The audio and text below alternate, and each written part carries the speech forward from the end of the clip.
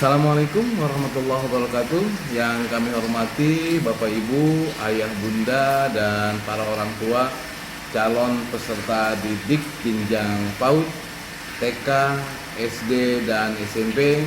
Hari ini kita akan melaksanakan salah satu program mengawali tahun ajaran baru, yaitu program pengenalan lingkungan sekolah yang biasa kita sebut MPLS.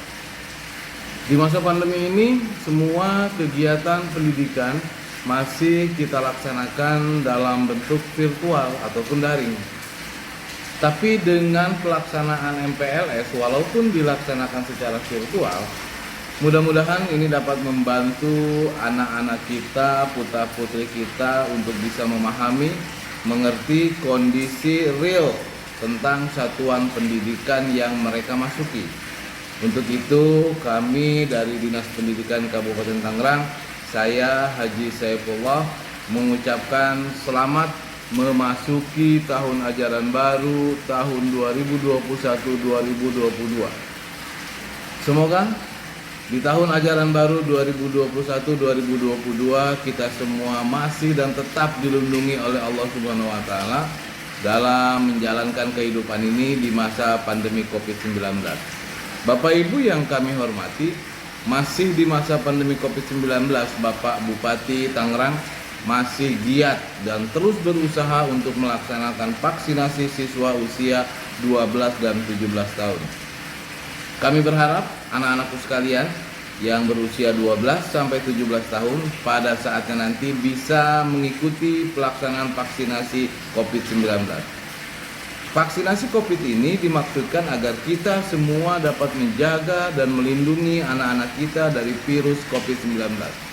Mudah-mudahan dengan adanya vaksinasi ini, anak-anak kita, putra-putri kita tetap sehat, tetap semangat, dan terlindungi juga aman dari COVID-19. Bapak Ibu yang kami hormati, pada kesempatan ini sekali lagi kami mengucapkan selamat melaksanakan MPLS dan juga anak-anakku sekalian. MPLS dilaksanakan dengan pola daring ataupun virtual. Namun demikian anak-anakku sekalian tetap semangat. Mudah-mudahan ilmu yang didapat dan juga diberikan oleh Bapak Ibu tenaga pendidik di sekolahnya dapat bermanfaat bagi kita semua. Itu saja, sekali lagi saya aturkan terima kasih. Wassalamualaikum warahmatullahi wabarakatuh. Salam sehat buat kita semua.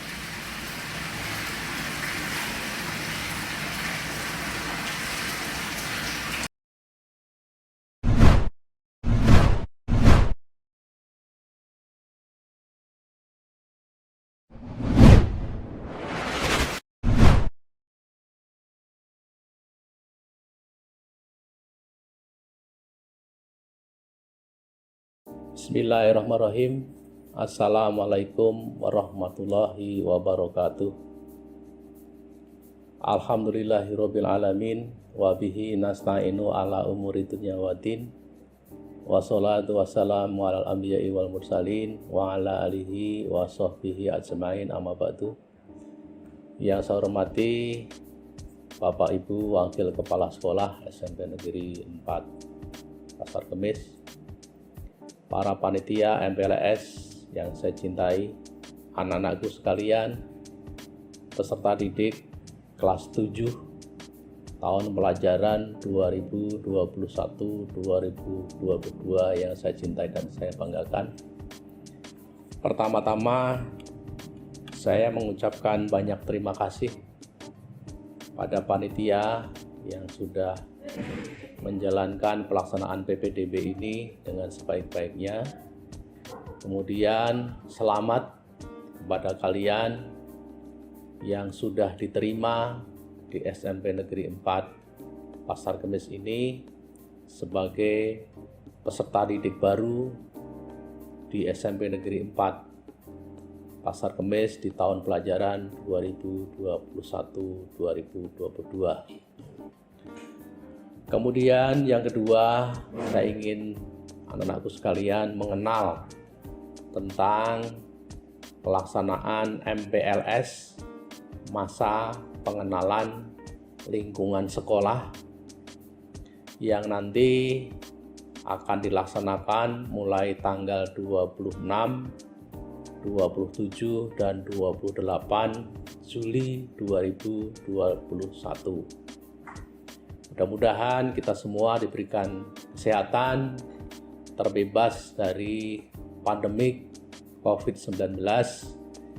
Nah, untuk itu terus jaga kesehatan, protokol kesehatan jangan lupa, agar kita semua senantiasa sehat selalu. Anak-anakku yang saya cintai dan saya banggakan, SMP Negeri 4 Pasar Kemis ini sudah merupakan sekolah yang cukup lama, yang sekarang ini sudah sampai pada angkatan ke-12. Artinya usia sekolah kita sudah 12 tahun. Lokasi sekolah kita ini ada di Jalan Raya Leles di RT 003 RW 06 Kelurahan Sindangsari, Kecamatan Pasar Kemis, Kabupaten Tangerang. Kemudian anak-anakku sekalian, mungkin perlu kalian ketahui apa sih visi misi sekolah kita, visi misi SMP Negeri 4 Pasar Kemis kita ini, sehingga kita punya acuan ke depan seperti apa yang akan diharapkan oleh seluruh masyarakat, khususnya kalian sebagai siswa di SMP Negeri 4 Pasar Kemis ini. Nah, Bapak bacakan untuk visi sekolah kita SMP Negeri 4 Pasar Kemis, yaitu terwujudnya sekolah yang unggul dalam prestasi, berkarakter mulia, dan berbudaya lingkungan. Nah, di sana ada 3 target yang akan kita capai, yaitu unggul dalam prestasi, berkarakter mulia, dan berbudaya lingkungan. Unggul dalam prestasi yang dimaksudkan adalah baik prestasi akademik maupun prestasi non-akademik. Prestasi akademik artinya prestasi kalian di dalam kegiatan belajar mengajar. Sedangkan prestasi non-akademik bisa kalian melalui kegiatan ekstrakurikuler, kegiatan pengembangan diri yang bisa dilakukan di internal sekolah, atau bisa belajar di tempat lain untuk pengembangan diri kalian. Nah, inilah mudah-mudahan ini bisa tercapai sebagai prestasi yang unggul, sehingga kita bisa diukur dari kejuaraan-kejuaraan baik di tingkat gugus, tingkat kabupaten, tingkat provinsi, dan mudah-mudahan sampai ke tingkat nasional. Kemudian berkarakter mulia, artinya siswa SMP Negeri 4 Pasar Kemis mempunyai jati diri, punya karakter yang bagus, mulai dari penampilannya, sikapnya, perilakunya, dan sebagainya. Misalnya bagaimana tentang cara berpakaian. Gaya siswa SMP Negeri 4 Pasar Kemis harus menunjukkan sebagai individu-individu yang berkarakter, yang rapih, yang sopan, yang santun dalam berpakaian. Seragam misalnya harus yang rapi, rambut harus yang rapi, menggunakan topi juga yang rapi, dan sebagainya. Kemudian berbudaya lingkungan, tentunya kita tidak bisa hidup sendiri tanpa lingkungan sekitar. Maka kalian harus mencintai lingkungan kita. Ada kelas atau halaman yang kurang bersih, tentunya harus peduli bagaimana kita bersihkan. Ada taman yang kurang rapi, ayo kita rapikan supaya indah sekolah kita ini. Sehingga kita yang diharapkan adanya kepedulian dari semua pihak untuk menghasilkan sekolah kita yang asri, yang nyaman, sehingga kita betah ada tinggal di sekolah kita ini. Ada di dalamnya sejuk, nyaman, sehingga kita dalam berpikir, berinovasi, kita lebih leluasa. Kemudian misi kita, jadi peningkatan profesional tenaga kependidikan melalui pelatihan, baik dilakukan oleh Bapak Ibu guru, para tata usaha, ataupun semua personal yang ada di sekolah kita. Sehingga tidak ada kata-kata kita ketinggalan informasi, ketinggalan teknologi, kita harus ikuti terus sejak ini. Pengembangan berbagai kegiatan akademik melalui pendekatan kontekstual berorientasi pengembangan iptek dan imtak pada peserta didik. Kemudian yang ketiga, melaksanakan pembelajaran dan bimbingan secara efektif sehingga setiap peserta didik berkembang secara optimal sesuai dengan potensi yang dimilikinya. Yang keempat, menumbuhkan semangat belajar, sikap pribadi yang disiplin, religius, tanggung jawab, jujur, hidup bersih, serta beriman dan bertakwa kepada Tuhan Yang Maha Esa. Nah, itulah visi sekolah kita. Mudah-mudahan angan-angan kita ini dapat tercapai ke masa-masa yang akan datang. Kemudian Bapak sampaikan jumlah guru yang ada di sekolah kita ini ada 43 yang mengampu 10 mata pelajaran yang ada pada kurikulum 2013. Kemudian sarana alhamdulillah kita terpenuhi, tercukupi. Jumlah kelas kita bisa lakukan kegiatan pembelajaran nanti. Kalau sudah dilakukan secara luring atau tatap muka sudah bisa cukup, kita masuk pagi semua. Kemudian perpustakaannya siap, insya Allah bisa meminjamkan buku. Kemudian laboratorium sedang kita tata, dan ruang multimedia juga sedang kita tata. Laboratorium komputer juga sudah siap nanti seandainya akan untuk melaksanakan kegiatan AKM.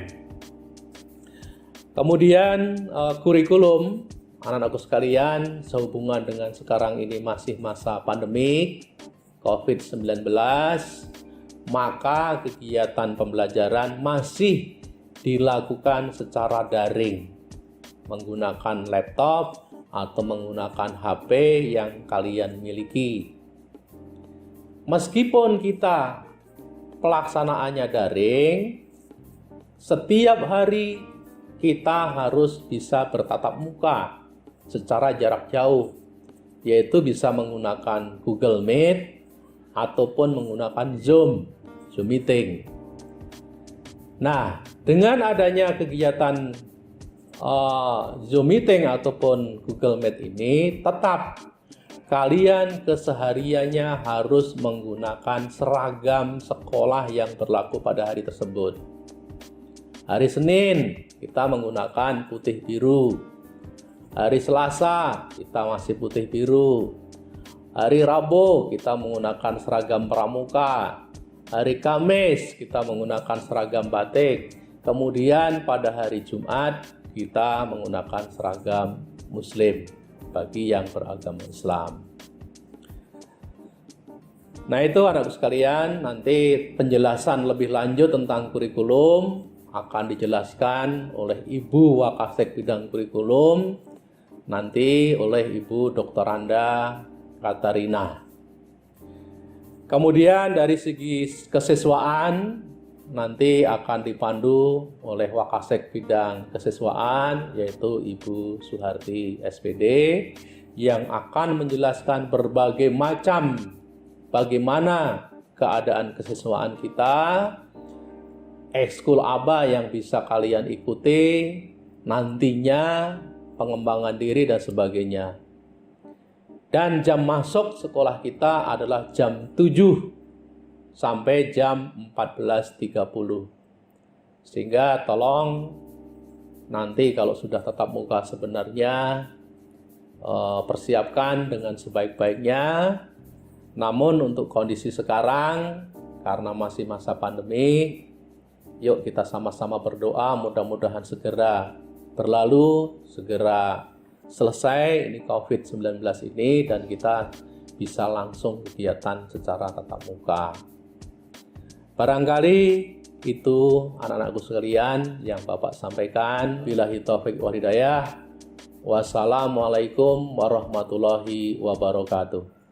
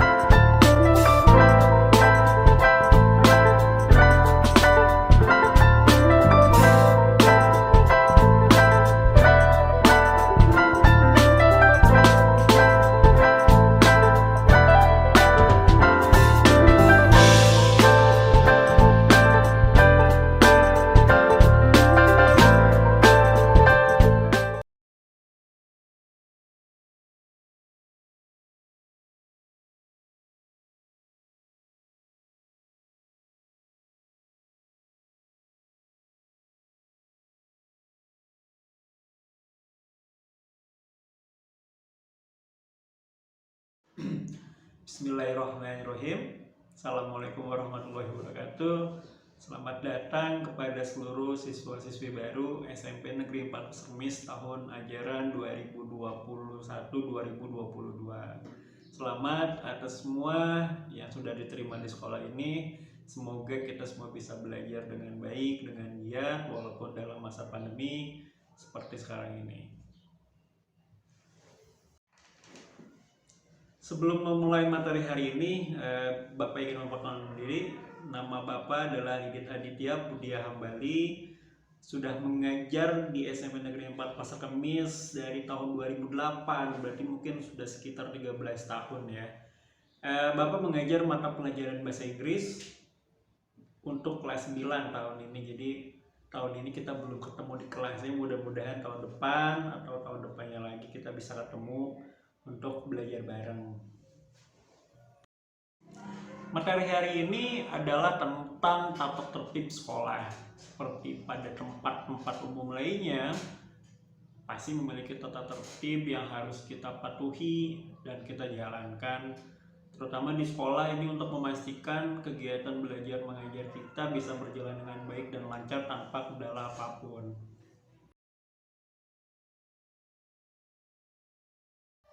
Dalam kesempatan kali ini Bapak akan menjelaskan tentang tata tertib sekolah, di mana dalam peraturan ini terdapat 2 bab. Yang pertama adalah ketentuan umum dan peraturan sekolah, kemudian yang kedua adalah pelanggaran, sanksi, dan penghargaan. Seperti yang dijelaskan sebelumnya, bahwa tata tertib ini dibuat untuk mengatur semua elemen, semua warga yang ada di sekolah agar sekolah bisa berjalan dengan baik, lancar, nyaman, dan kondusif. Jadi tata tertib ini bukan dimaksudkan untuk mengekang, tapi justru untuk mengatur atau menjadi rambu bagi kita semua dalam bersikap, bertutur, bertindak, dan melaksanakan kegiatan sehari-hari di sekolah. Dan tata tertib sekolah ini dibuat berdasarkan nilai yang dianut oleh masyarakat sekitar, mulai dari nilai ketakwaan, sopan santun, pergaulan, kedisiplinan, ketertiban, kebersihan, apalagi kesehatan, kerapihan, keamanan, dan lain-lain. Dan seluruh tata tertib yang akan dijelaskan pada video ini itu wajib dilaksanakan oleh semua warga sekolah, baik itu siswa, guru, atau tenaga kependidikan lainnya. Dan untuk siswa, tata tertib ini akan mengikat pada diri kalian selama menjadi siswa SMP Negeri 4 Pasar Kemis. Dalam penjelasan video tentang tata tertib ini, Bapak akan menjelaskan 6 poin penting dalam peraturan sekolah. Yang pertama adalah jadwal masuk dan pulang sekolah, kemudian bagaimana cara berpakaian atau mengatur pakaian sekolahnya, kemudian penampilan siswa, kemudian tentang kebersihan, ketertiban, dan kedisiplinan, termasuk terakhir nanti ada larangan-larangan untuk siswa. Jadi hal-hal yang tidak boleh dilakukan selama menjadi siswa SMP Negeri 4 Pasar Kemis. Untuk poin pertama ini tentang waktu masuk dan pulang sekolah. Sebetulnya kan kita lagi dalam masa pandemi ya, jadwalnya ada khusus tersendiri. Nanti itu ada di video tentang belajar efektif, akan disampaikan oleh Ibu Catherine masalah jadwal belajar di masa pandemi. Di sini Bapak akan menjelaskan tentang waktu masuk dan pulang sekolah di masa normal ya. Siapa tahu mungkin insya Allah pandemi segera berakhir dan kita bisa melakukan pembelajaran di sekolah secara normal, tatap muka seperti biasanya. Oke, untuk waktu masuk dan pulang sekolah itu kalian harus tiba di sekolah 6.40 ya, jadi supaya tidak terlambat. Jadi 20 menit sebelum pelajaran dimulai kita semua harus udah ada di sekolah.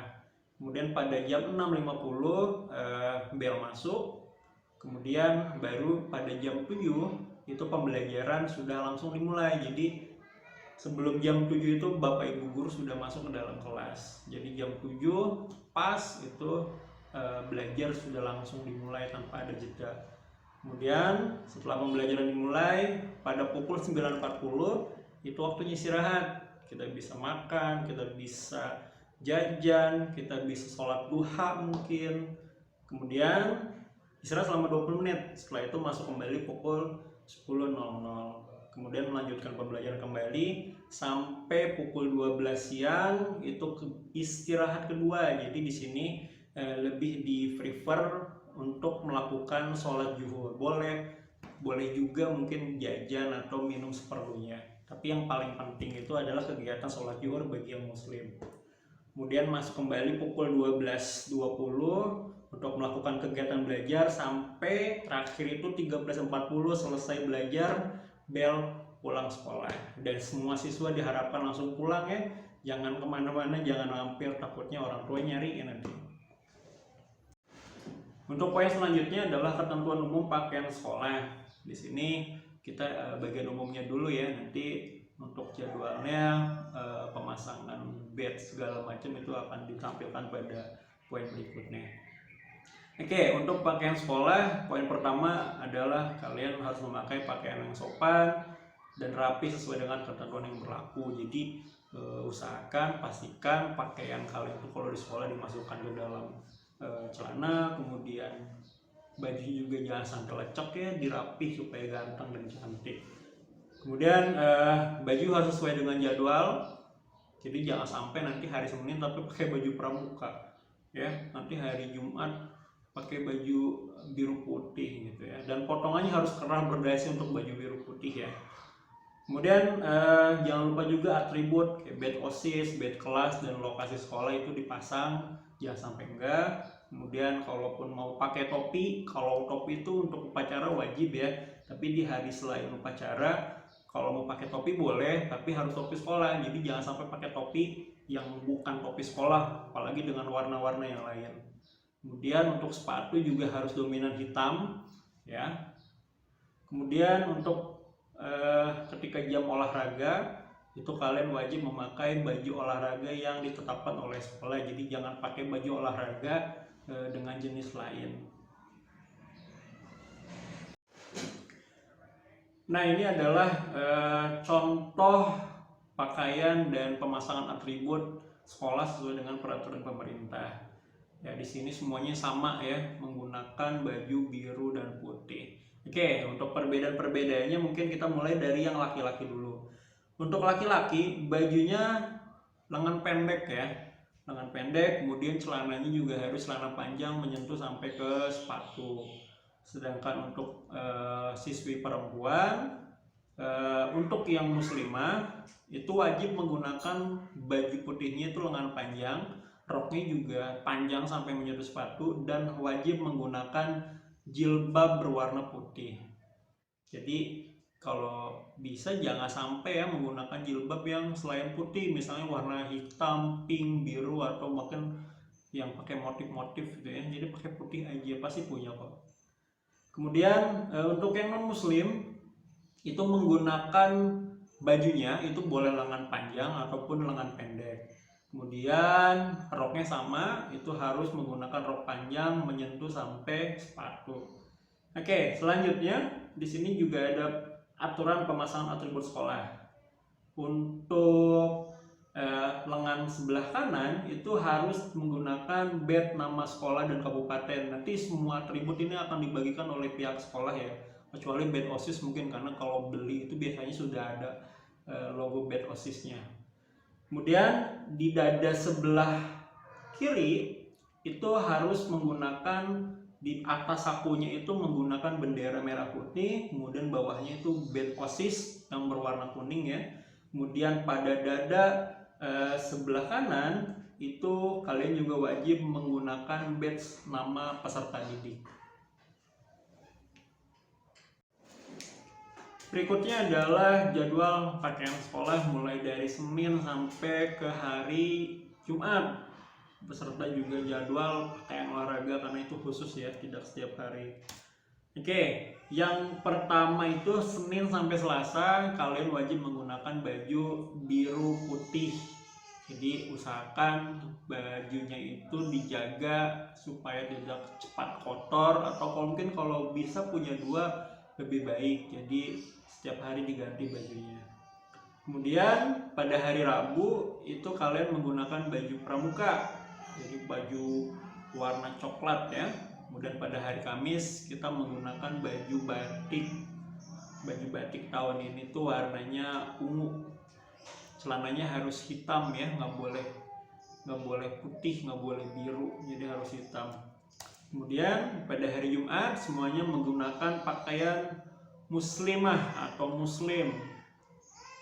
Termasuk yang non muslim juga wajib menggunakan pakaian ini, cuman bedanya ya mungkin tidak menggunakan kerudung aja ya.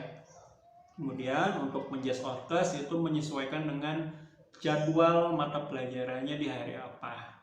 Oke, seperti yang tadi disampaikan bahwa untuk jam olahraga kita wajib menggunakan pakaian olahraga yang disediakan oleh pihak sekolah, tidak boleh menggunakan baju olahraga jenis lain. Poin selanjutnya adalah tentang penampilan peserta didik. Seperti yang dijelaskan pada poin sebelumnya, kita juga diatur ya bagaimana cara berpakaian, bagaimana cara berpenampilan, termasuk aksesoris. Kita di sekolah itu harus bagaimana sih, apa yang boleh dan apa yang nggak boleh. Oke, poin yang pertama adalah ini umum ya, jadi semua siswa baik itu perempuan ataupun laki-laki kukunya nggak boleh panjang. Jadi harus dipotong secara teratur. Mungkin kalau sunnahnya dalam kepercayaan muslim itu kita memotong kuku itu pada hari Jumat, baik itu kuku tangan ataupun kuku kaki. Ya, selain menjaga penampilan, merawat kuku ini juga bisa menjadi sumber penyakit kalau misalnya tidak dirawat atau tidak dibersihkan. Yang pertama, kalau kukunya panjang itu bisa jadi tempat berkumpulnya kotoran dan kuman, kemudian bisa jadi sumber infeksi. Kemudian karena kukunya panjang, mungkin kalau misalnya garuk-garuk itu bisa bikin kita terluka dan kukunya bisa lebih mudah patah ya. Mungkin ada beberapa kasus, Bapak selama ngajar di sini tuh ada beberapa kasus siswa itu kukunya patah ya, mungkin kena kesandung atau mungkin ketika lagi ngambil apa nggak sengaja nyangkut kukunya. Selanjutnya adalah tato. Tato juga nggak boleh ya, baik itu temporer, baik itu temporer itu artinya sementara ya, kan suka ada tuh tato-tato yang dibuat pakai tinta apa yang mungkin seminggu atau sebulan bisa hilang. Apalagi tato permanen itu nggak boleh sama sekali ya. Kemudian rambut juga tidak boleh diwarnai, baik laki-laki ataupun perempuan. Perempuan juga baik berjilbab, apalagi nggak berjilbab itu nggak boleh ya diwarnai, baik itu warna merah, pink, apalah, pokoknya warna rambutnya harus normal, harus hitam. Mungkin ada yang merah itu bukan merah karena diwarnai ya, tapi merah karena genetik. Mungkin orang sering bilang itu rambut jagung, jadi warnanya agak kemerahan. Itu nggak apa-apa kalau itu. Oke, kalau tadi itu aturan untuk semua siswa ya, baik perempuan dan laki-laki. Sekarang Bapak akan menjelaskan aturan penampilan peserta didik. Ini khusus untuk laki-laki. Kita mulai dari rambut. Ya, jadi rambut selama di sekolah, ya baik di dalam ataupun di luar, itu rambutnya nggak boleh panjang. Jadi kalau panjang itu dia nggak nyentuh sampai bulu mata ya, apalagi sampai kerah, termasuk sampai ke menutupi telinga itu nggak boleh. Plus karena nggak boleh panjang ya, jadi ya nggak boleh dikuncir, karena kalau dikuncir kan artinya rambutnya panjang. Ya kita bisa lihat di sini contohnya pada gambar sebelah kiri itu contoh rambut panjang ya. Kemudian yang rapi ya kita lihat yang lebih ganteng yang di sebelah kanan. Kemudian aksesoris untuk laki-laki ini gelang itu nggak boleh. Mau gelang apapun, mau gelang karet, mau gelang emas, perhiasan itu untuk laki-laki nggak boleh. Kalau untuk perempuan mungkin ada pembatasan ya. Kemudian kalung juga nggak boleh sama sekali untuk laki-laki ya. Kemudian anting atau tindik ya, anting atau tindik itu bisa di mana aja, bisa di hidung, bisa di bibir atau bisa di lidah, itu nggak boleh untuk semua siswa laki-laki. Selanjutnya untuk penampilan peserta didik, untuk ini khusus untuk perempuan atau wanita. Oke, untuk perempuan ke sekolah boleh pakai makeup nggak? Boleh aja, tapi ya sewajarnya. Jadi kalau untuk siswi SMP mungkin pakai bedaknya tipis-tipis aja lah, lebih natural kan, kalian kulitnya masih bagus, masih natural, masih, jadi tanpa makeup pun kalian pastinya masih masih cantik lah ya. Kemudian ya nggak boleh sampai menor. Kita bisa lihat contoh ya, yang mana yang menor, mana yang makeupnya natural. Jadi jangan sampai untuk perempuan ke sekolah tuh pakai bedaknya tebal, mungkin pakai blush on atau pakai eyeshadow yang tebal juga pakai, apalagi sampai pakai lipstick yang mungkin kayak ada di gambar nih merah merona ya. Kalaupun pakai lipstick boleh, nggak boleh aja, tapi lipsticknya yang yang lebih natural lah ya warnanya. Mungkin pinknya pink soft, jadi jangan sampai yang warnanya terlalu mencolok. Kemudian aksesorisnya, kalau tadi kan Yang laki-laki nggak boleh sama sekali yang pakai kalung, pakai anting, pakai gelang, perhiasan. Kalau perempuan boleh, tapi menggunakan perhiasan yang sewajarnya. Mungkin pakai gelang atau pakai cincin satu itu is okay. Jadi jangan sampai berlebihan, pakai gelang banyak, pakai cincin, kemudian pakai kalung, apalagi pakai anting, begitu antingnya ditaruh di kerudung lagi biar kelihatan sama orang, itu nggak boleh ya. Jadi menggunakan perhiasan yang sewajarnya aja, selain untuk menjaga penampilan, alasannya untuk menjaga keamanan. Karena mungkin pernah dengar ya beberapa kasus kayak misalnya anak SMP atau anak sekolah dijamret gitu, kelungnya diambil, gelangnya diambil, itu jangan sampai seperti itu. Kemudian untuk soft lens ini sangat dilarang keras menggunakan soft lens, terutama soft lens menggunakan warna atau motif-motif tertentu. Softline boleh nggak? Mungkin boleh aja. Jadi softline untuk menunjang kesehatan, misalnya mungkin matanya minus atau plus, tapi nggak mau pakai kacamata, bisa menggunakan softline untuk kesehatan. Selanjutnya adalah tentang poin kebersihan, ketertiban, dan kedisiplinan. Oke, di sini Bapak akan menjelaskan poin-poin umumnya terlebih dahulu. Yang pertama adalah program Kurasaki. Jadi di Kabupaten Tangerang ini kan beberapa tahun belakangan sudah mulai menggalakkan program Kurasaki. Ada yang tahu nggak Kurasaki itu apa?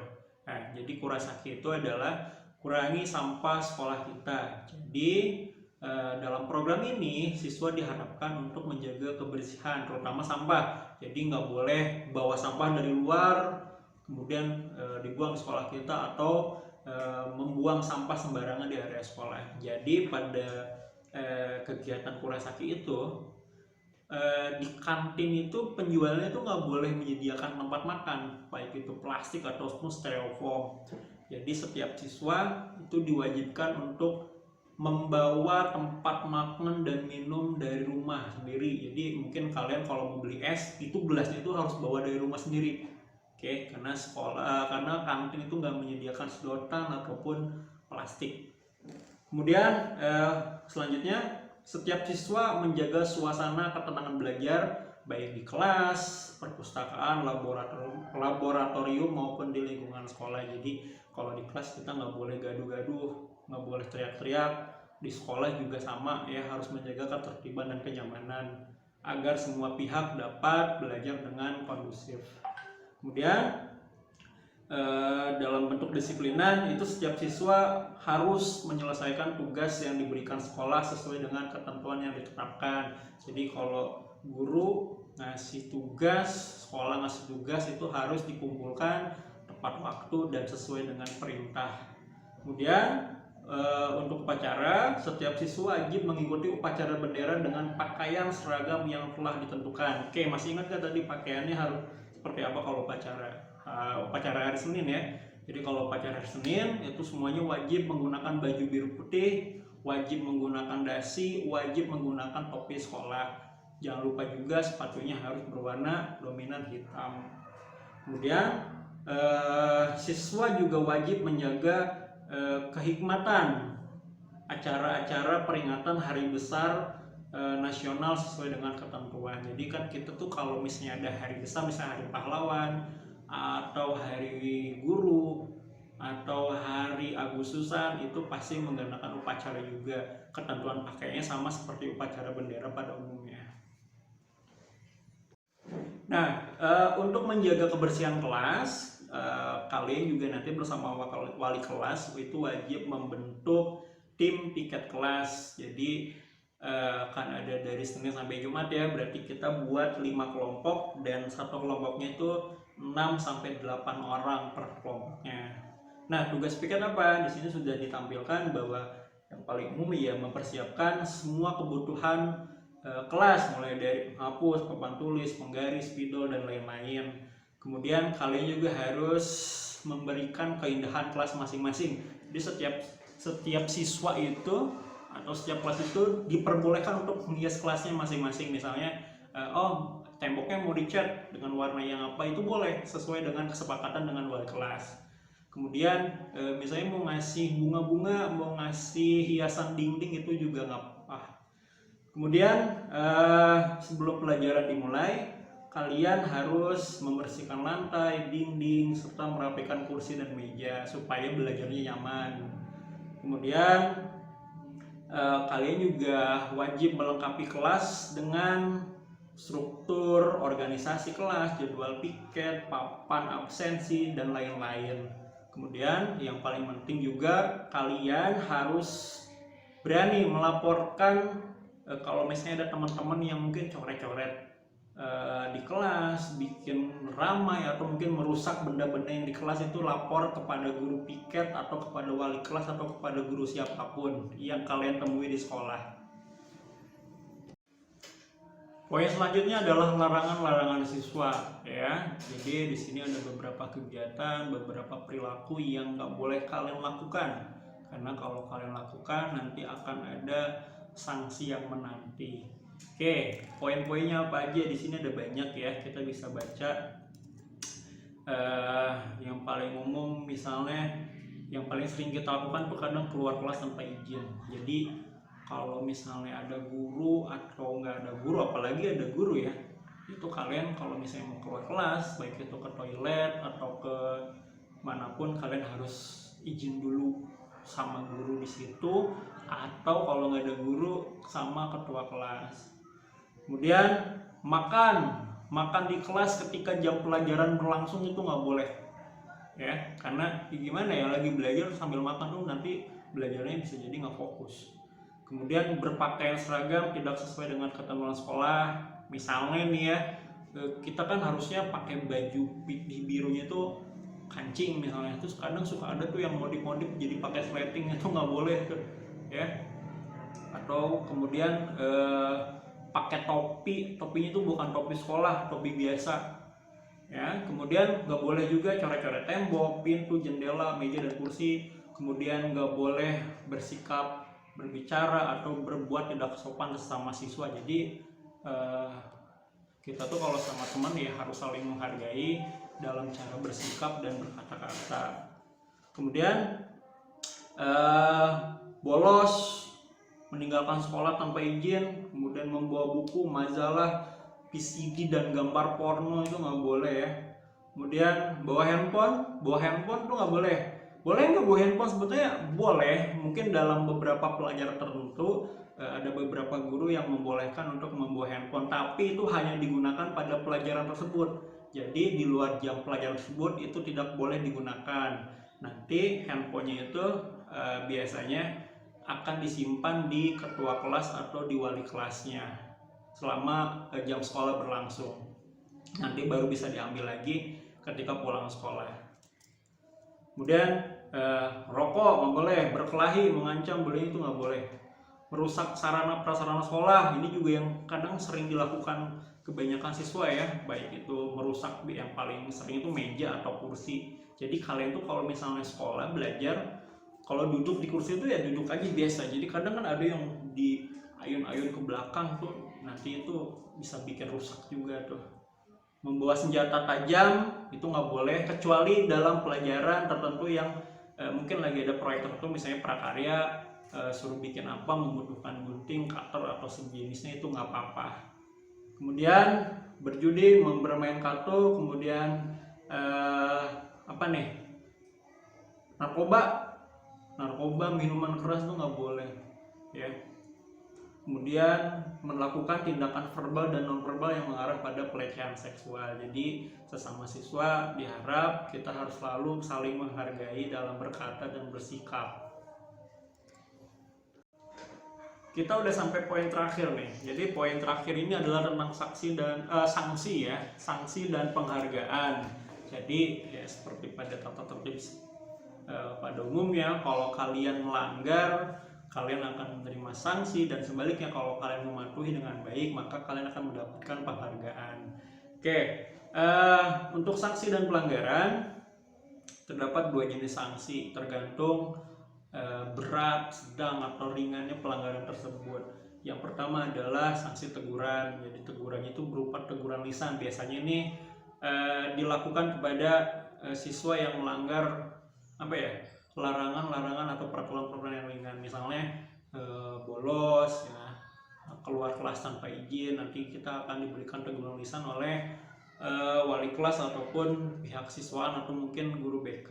Kemudian teguran tertulis ini akan diberikan kepada siswa-siswa yang sering melanggar. Mungkin kasusnya ringan tapi sering terulang.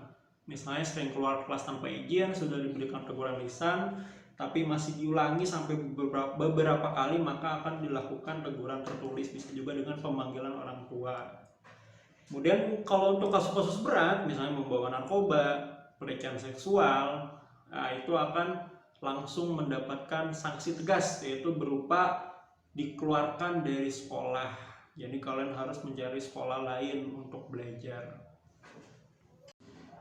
Nah, untuk sanksi dikeluarkan dari sekolah itu bukan hanya untuk kasus berat ya sebetulnya. Jadi kita ini kan sistemnya sistem poin ya. Jadi ketika kalian masuk ke SMA Negeri 41 MIS, itu kalian akan diberikan poin sejumlah 100.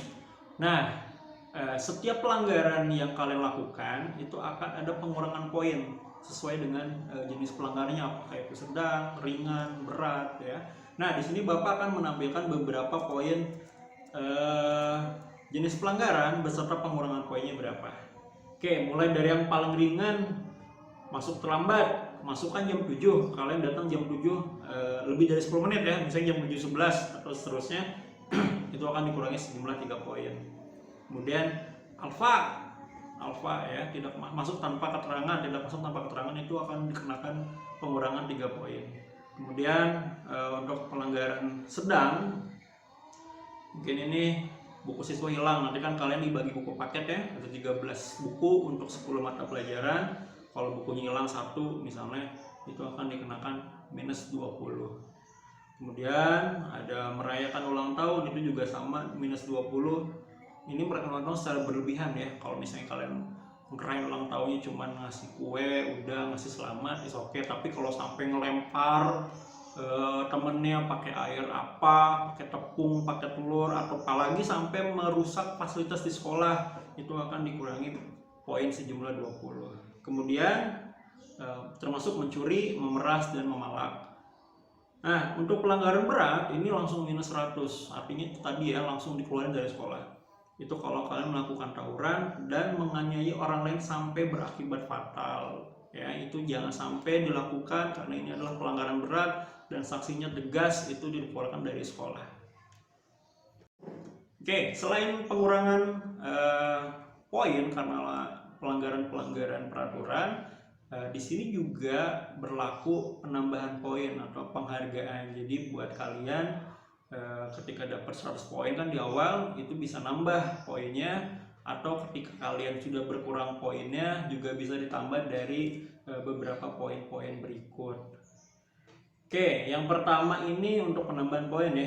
Kalau kalian tingkat kehadirannya selama 6 bulan atau 1 semester 100%, artinya masuk terus, nggak ada izin, nggak ada alfa, nggak ada sakit, itu akan diberikan penambahan poin 10. Kemudian nggak pernah remedial, itu kan ada 10 pelajaran, nggak pernah remedial sekalipun, itu juga nilainya plus 10. Ranking 1 sampai 10 di tingkat kelas plus 10 juga.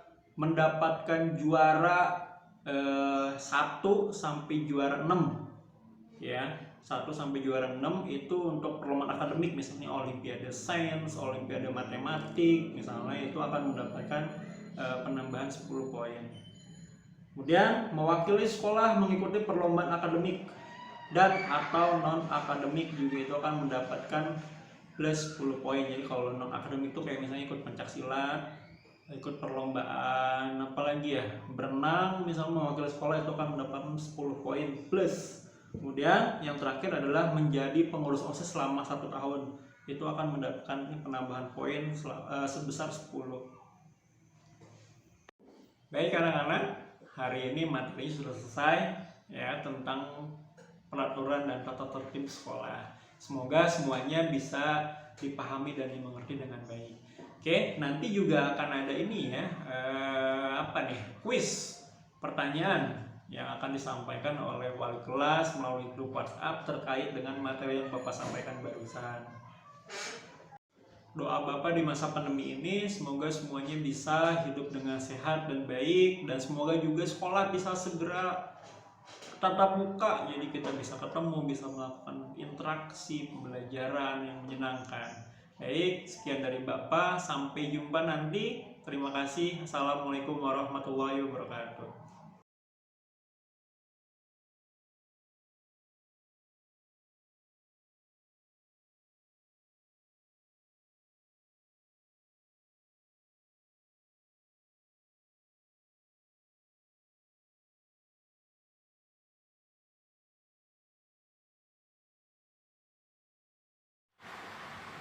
Selamat pagi anak-anak, salam sejahtera untuk kita semua. Puji syukur kepada Tuhan Yang Maha Esa bahwa hari ini kita sudah bisa memulai kegiatan pengenalan sekolah. Selamat untuk kalian yang bisa bergabung di sekolah yang kalian harapkan, yaitu SMP Negeri 4 Pasar Kemis. Perkenalkan, nama Ibu Katarina Jatiwaryaning Tias, selaku pengajar Bahasa Indonesia kelas 9 dan Wakasek bidang kurikulum.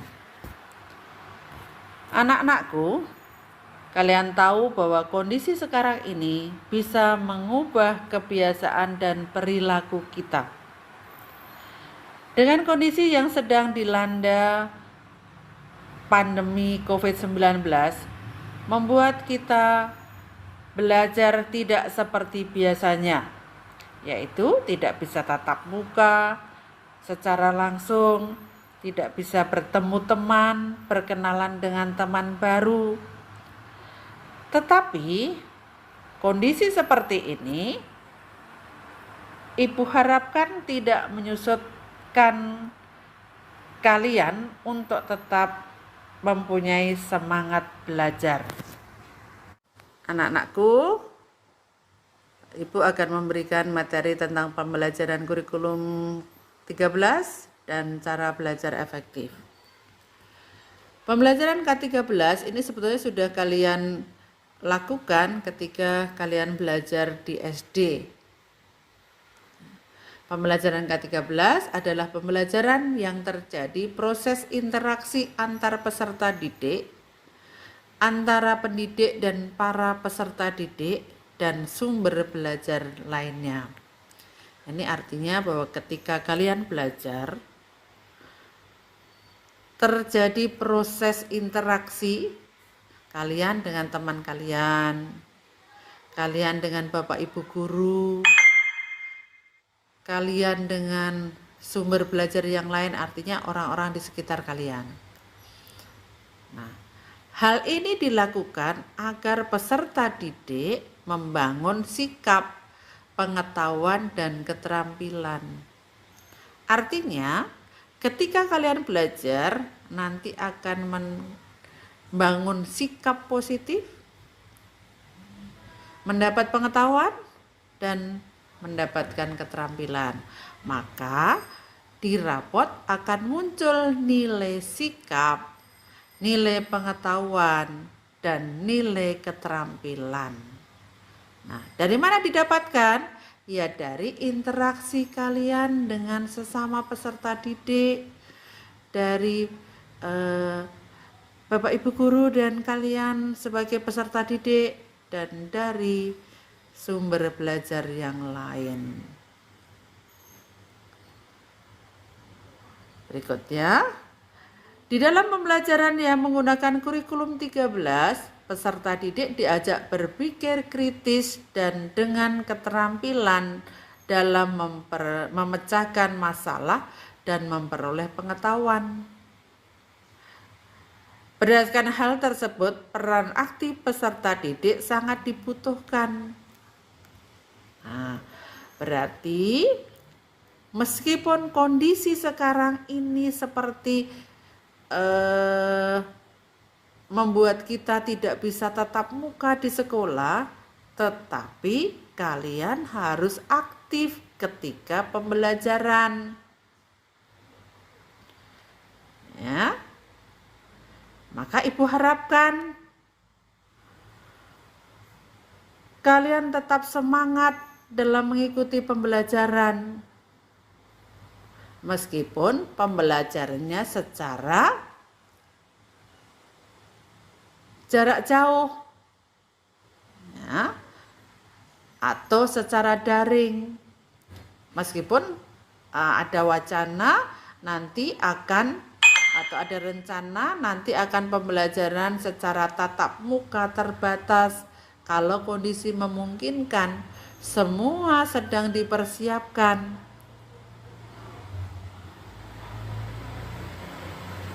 Kalian yang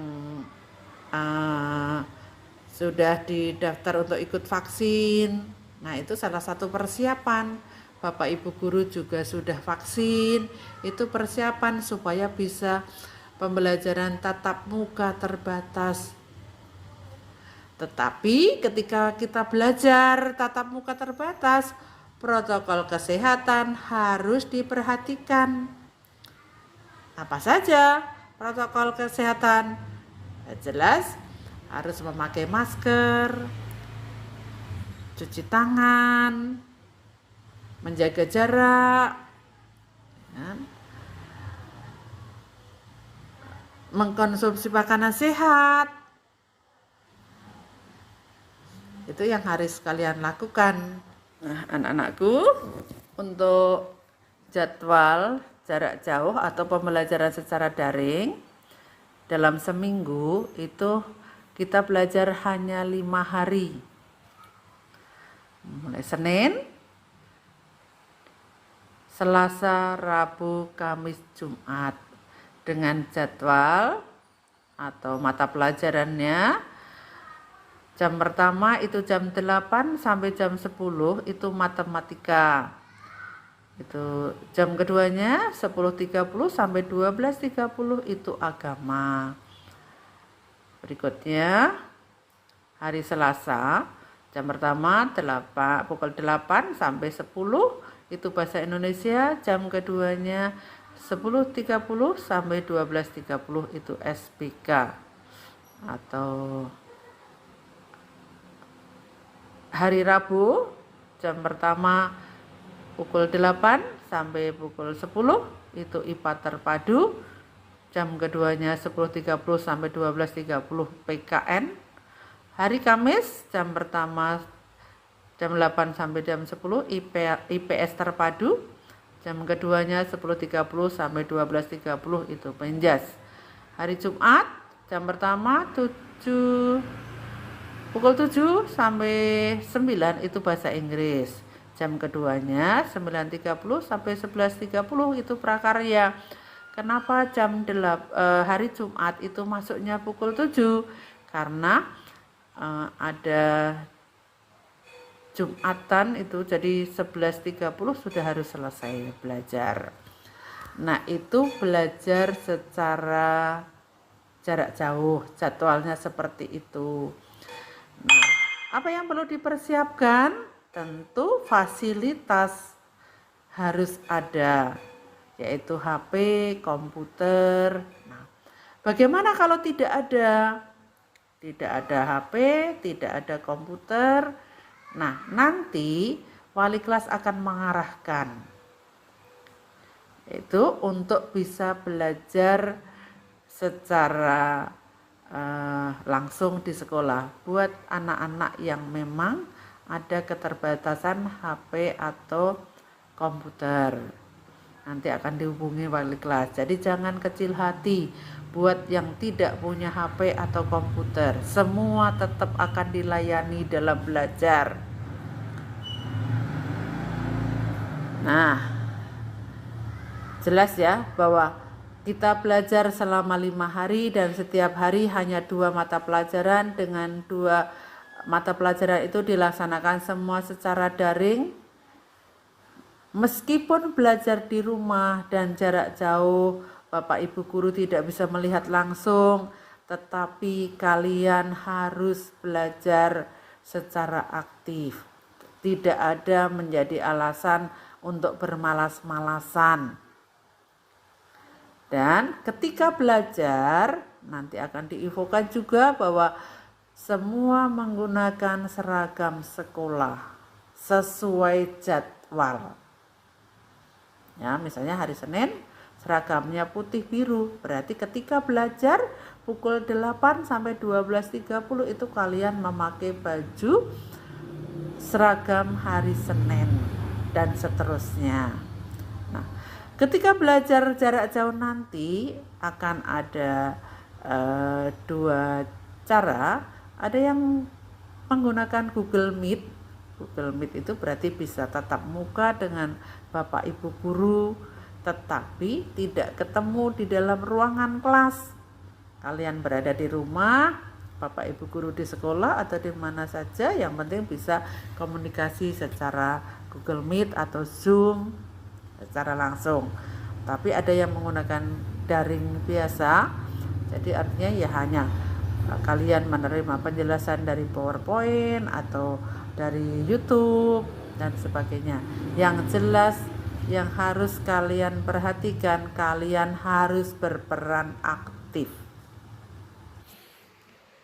Anak-anakku, itu saja penjelasan dari Ibu. Semoga bermanfaat. Sukses untuk kalian semua. Selamat belajar. Terima kasih.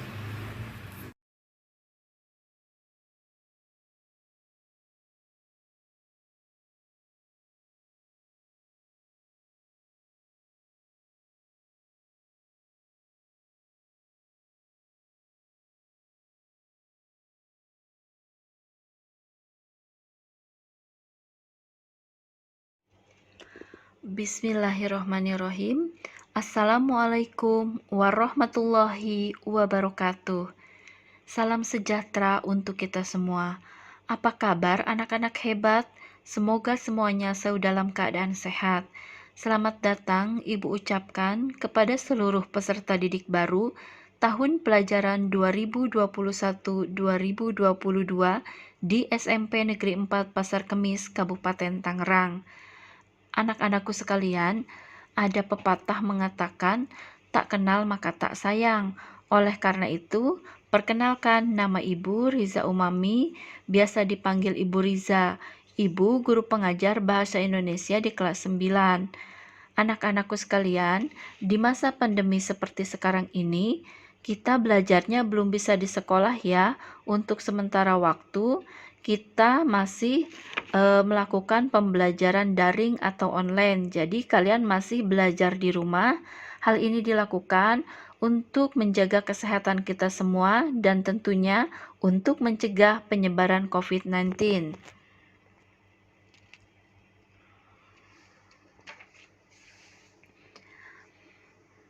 Pada kesempatan kali ini, Ibu diberikan kepercayaan oleh panitia MPLS untuk memberikan materi tentang PHBS atau perilaku hidup bersih dan sehat.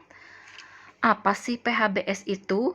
PHBS di sekolah adalah upaya untuk memperdayakan siswa, guru, dan masyarakat di lingkungan sekolah agar tahu, mau, dan mampu mempraktikkan perilaku hidup bersih dan sehat, dan berperan aktif dalam mewujudkan sekolah sehat. Perilaku hidup bersih dan sehat juga merupakan sekumpulan perilaku yang dipraktikkan oleh peserta didik, guru, dan masyarakat lingkungan sekolah atas dasar kesadaran sebagai hasil pembelajaran, sehingga secara mandiri mampu mencegah penyakit, meningkatkan kesehatannya, serta berperan aktif dalam mewujudkan lingkungan sehat. Tujuan dari perilaku hidup bersih dan sehat di sekolah itu terbagi menjadi dua. Yang pertama ada tujuan umum, yaitu untuk memperdayakan setiap siswa, guru, dan masyarakat lingkungan sekolah agar tahu, mau, dan mampu menolong diri sendiri di bidang kesehatan dengan menerapkan perilaku hidup bersih dan sehat, serta berperan aktif dalam mewujudkan sekolah sehat. Tujuan yang kedua yaitu tujuan khusus. Tujuan khusus yang pertama, meningkatkan pengetahuan tentang perilaku hidup bersih dan sehat bagi setiap siswa, guru, dan masyarakat lingkungan sekolah. Tujuan khusus yang kedua, yaitu meningkatkan peran serta aktif setiap siswa, guru, dan masyarakat lingkungan sekolah berperilaku hidup bersih dan sehat. Yang ketiga, memandirikan setiap siswa, guru, dan masyarakat lingkungan sekolah berperilaku hidup bersih dan sehat. Sedangkan manfaat dari PHBS di sekolah yaitu yang pertama manfaat bagi siswa, bisa meningkatkan kesehatannya dan tidak mudah sakit.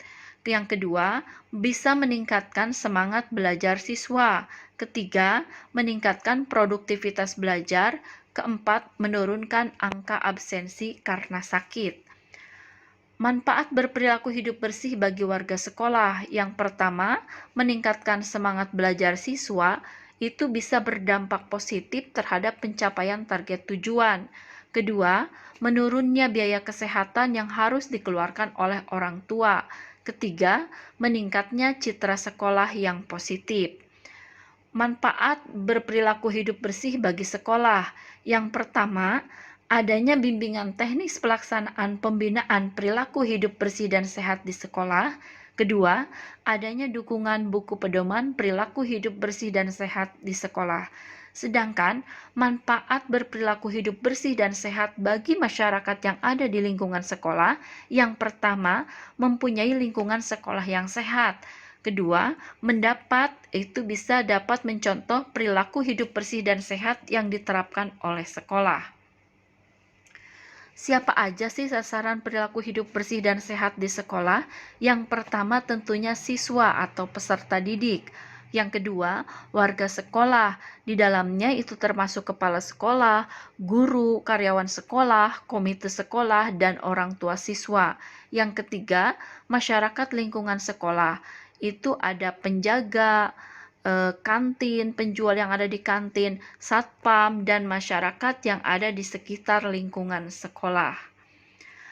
Indikator perilaku hidup bersih dan sehat di sekolah itu ada 8. Yang pertama, yang harus kita lakukan adalah mencuci tangan dengan air yang mengalir dan memakai sabun. Kita harus selalu membiasakan istilah CPTS. Apa sih CPTS? CPTS itu adalah cuci tangan pakai sabun. Dengan kita rajin mencuci tangan pakai sabun, itu kita bisa menjaga kesehatan diri kita sendiri. Dan biasakan pada saat kita mencuci tangan, itu kita menggunakan air yang bersih dan yang mengalir, dan tentunya menggunakan sabun. Kenapa? Karena air bersih yang mengalir akan membuang kuman-kuman yang ada pada tangan yang kotor. Sedangkan sabun, selain membersihkan kotoran, juga dapat membunuh kuman yang ada di tangan. Nah, dengan kalian rajin mencuci tangan pakai sabun, itu diharapkan tangan menjadi bersih dan bebas dari kuman, serta dapat mencegah terjadinya penularan penyakit seperti diare, disentri, kolera, tifus, penyakit kulit, infeksi saluran ispa, cacingan, dan lain sebagainya. Dan mencuci tangan ini harus kita biasakan pada saat kita mau sesudah atau sebelum membuang air besar atau buang air kecil, sesudah beraktivitas, setiap kali tangan kita kotor, sebelum makan, dan lain sebagainya. Hal yang harus kita lakukan yang kedua yaitu mengkonsumsi jajanan sehat di kantin sekolah. Kalian sebagai siswa dan seluruh warga sekolah itu harus memperhatikan yang pertama adalah kebersihan kantin itu sendiri. Karena apa? Jika kantin itu sudah bersih, berarti kesehatan di kantin itu juga sudah terjaga. Yang kedua yang harus kalian perhatikan adalah kebersihan makanannya. Apakah makanan itu diolah dengan bersih, makanan itu bergizi atau tidak untuk kita konsumsi. Yang ketiga yaitu menggunakan jamban atau toilet yang bersih dan sehat. Kita itu harus menggunakan toilet yang di dalamnya ada tangki septik atau lubang penampungan kotoran sebagai pembuangan akhir saat kita membuang air besar atau air kecil.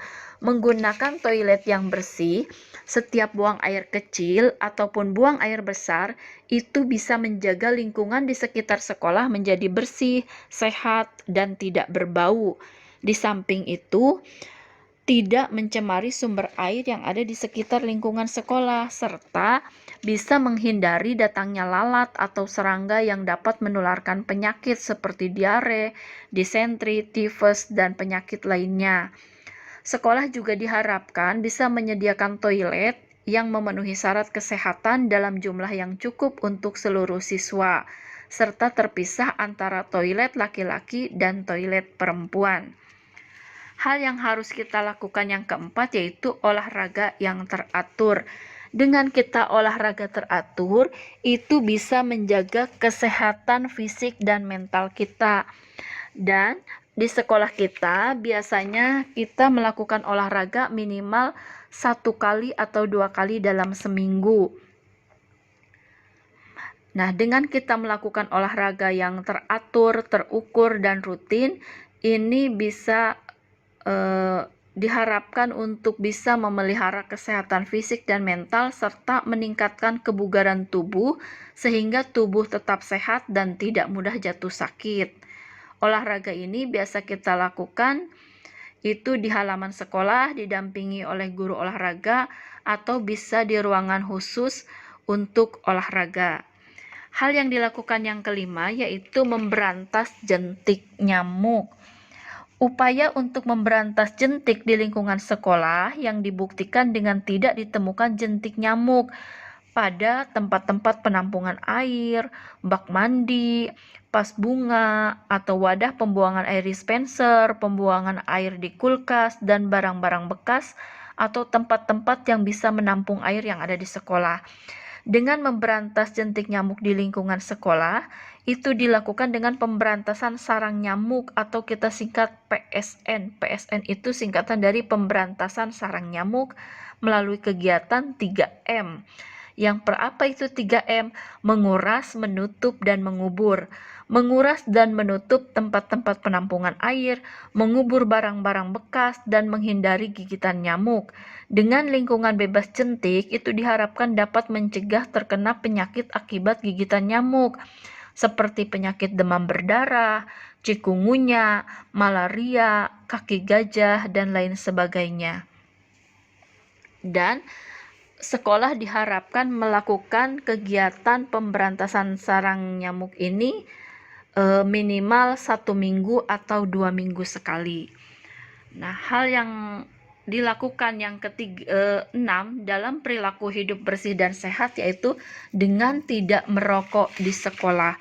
Baik siswa, guru, ataupun seluruh karyawan dan masyarakat yang ada di lingkungan sekolah itu dilarang merokok di lingkungan sekolah. Karena merokok berbahaya bagi kesehatan perokok dan orang yang berada di sekitar perokok. Dalam 1 batang rokok itu yang dihisap akan dikeluarkan 4.000 bahan kimia berbahaya. Di antaranya yaitu yang pertama nikotin yang bisa menyebabkan ketagihan dan kerusakan jantung serta pembuluh darah. Kandungan rokok yang kedua yang berbahaya yaitu tar. Tar itu bisa menyebabkan kerusakan sel paru-paru dan kanker. Yang ketiga yaitu CO yang bisa menyebabkan berkurangnya kemampuan darah membawa oksigen sehingga sel-sel tubuh akan mati.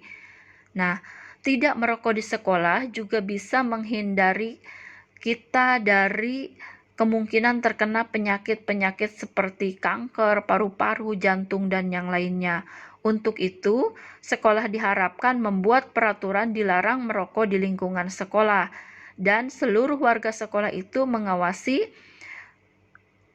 siswa dan yang lainnya supaya tidak merokok di lingkungan sekolah atau kawasan sekolah.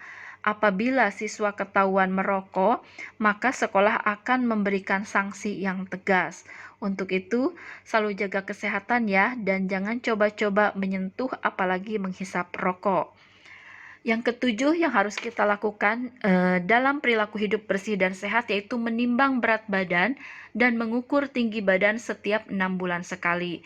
Hal ini kita lakukan untuk mengetahui apakah gizi yang kalian makan selama ini seimbang dan bagaimana pertumbuhan dan tumbuh kembang kalian, apakah sehat atau tidak. Yang ke-8 yaitu membuang sampah pada tempatnya. kita harus dibiasakan membuang sampah pada tempatnya. Di sekolah sudah disediakan tempat-tempat sampah untuk membuang sampah, dan tentunya sebagai siswa kita harus sudah bisa memilah-milah. Seluruh warga sekolah juga mana sampah yang termasuk organik, non-organik, dan mana sampah yang mengandung bahan berbahaya. Karena sampah selain kotor dan tidak sedap dipandang juga mengandung berbagai kuman penyakit. Membiasakan membuang sampah pada tempat sampah yang tersedia itu akan sangat membantu kita seluruh warga sekolah agar terbebas dari kuman dan penyakit. Sekolah kita juga menerapkan program Kurasaki, yaitu kurangi sampah sekolah kita, kurangi sampah yang ada di sekitar kita. Jadi kalian sebagai siswa dan seluruh warga sekolah diharapkan bukan hanya membuang sampah pada tempatnya, tetapi kalian juga harus menciptakan sekolah yang terbebas dari sampah. Usahakan kalian tidak menciptakan sampah di sekolah sehingga bisa mengurangi bertumpuknya sampah. Hal tambahan selanjutnya di sini yang akan Ibu tambahkan untuk berperilaku hidup bersih dan sehat di sekolah, yaitu hal yang harus kalian lakukan yaitu memelihara kuku agar selalu pendek dan bersih. Memotong kuku sebatas ujung jari tangan secara teratur, membersihkannya sehingga tidak hitam ataupun kotor. Memeriksa kuku secara rutin setiap 1 minggu sekali. Yang kedua yang harus kalian lakukan yaitu memakai sepatu bersih dan rapi, serta berpakaian yang bersih dan rapi. Memakai sepatu yang tidak ada kotoran yang menempel pada sepatu, menggunakan baju yang tidak kotor, menggunakan baju yang sudah disetrika, itu menunjukkan bahwa kalian sudah melakukan perilaku hidup bersih dan sehat. Dan untuk selanjutnya yaitu kalian harus merapikan rambut kalian, terutama bagi siswa laki-laki. Sekolah kita memberikan peraturan tegas bahwa siswa laki-laki tidak boleh berambut gondrong. Dan yang perempuan juga, bagi yang tidak memakai jilbab diusahakan selalu berpenampilan rapih dan bersih. Rambut itu harus dicuci secara teratur dan menyisirnya sehingga terlihat rapi. Rambut yang bersih adalah rambut yang tidak kusam, tidak berbau, dan tidak berkutu. Memeriksa kebersihan dan kerapihan rambut itu juga harus selalu kita perhatikan. Terima kasih. Mungkin cukup itu yang dapat Ibu sampaikan.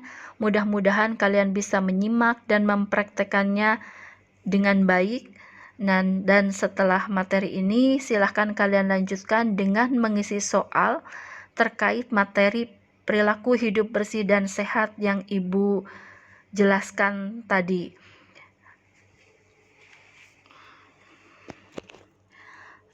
Semangat untuk belajar, semangat untuk sehat.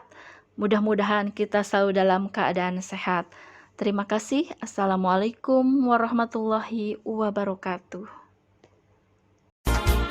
Hari ini